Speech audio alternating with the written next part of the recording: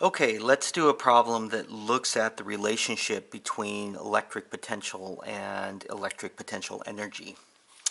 So what this problem says is it wants to know what is the change in electric potential energy, delta UE, as a charge of a given size, 2.2 microcoulombs, moves between 2 points which have a difference of potential of 24 volts.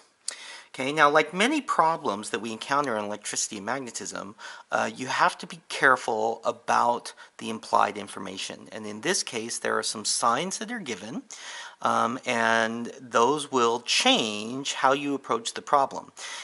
In some instances, the signs can change the way the problem is done, but they don't necessarily matter to what the ultimate answer is. They only matter to the way you set up the problem. And this problem is an example of one of those. So in particular, what we're told is that we have 2 points between which the potential difference is known and between which the particle is going to move, but we're not told which one is which. We don't know which point is at high potential, and we don't know which point we start at and which point we end at.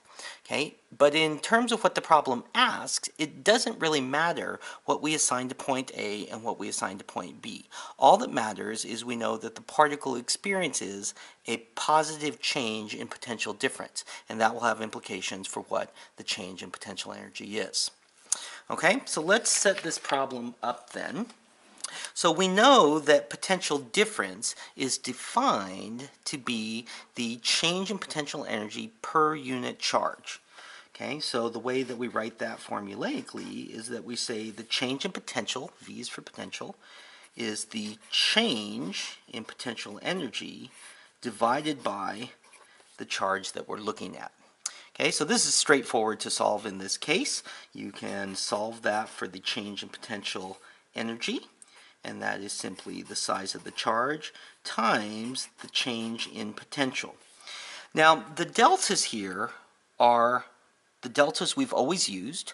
Delta always means final value minus initial value, but in the case of problems like this where you're talking about the potential difference between known points in space, we were told that those points were called A and B. What we were not told is which one is the initial and which one is the final. So in some problems you will be told that, and in that case the delta would be the delta between the 2 points, whichever one is the final point and whichever one is the initial point. So let's suppose that I started at A and I ended at B. That means this is the final and this is an initial, and so something like delta V, which would be V final minus V initial, would really be the potential value at B, whatever it happens to be, minus the potential value at A. Okay? Now in a problem like this, we don't care which one we started at or ended at. We're not told it, and it's not necessarily relevant to the question that was asked. Sometimes it's helpful, though, to set up a problem very explicitly in your head in order to get the right answer when you're trying to solve the problem as it's set up.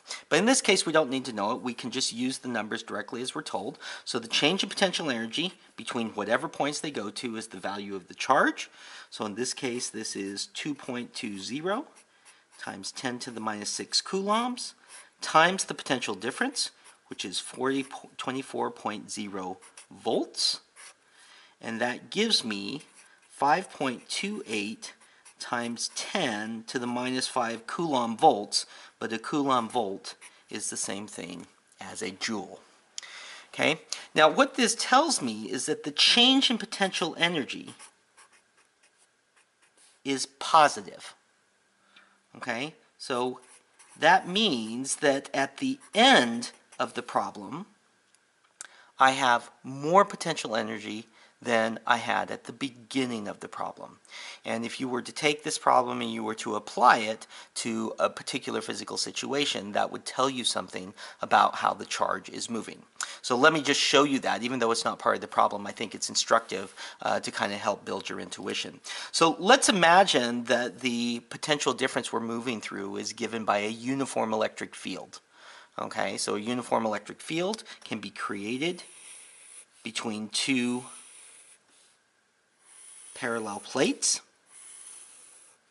where one plate has plus charges and one plate has negative charges.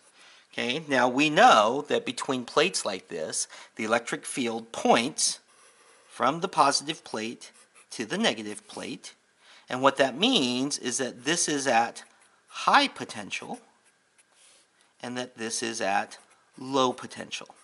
The electric field always points downhill. Okay, so I know that in this problem, the change in potential energy is positive. That means the final potential energy is higher than the initial potential energy. So let's imagine I have a positive charge.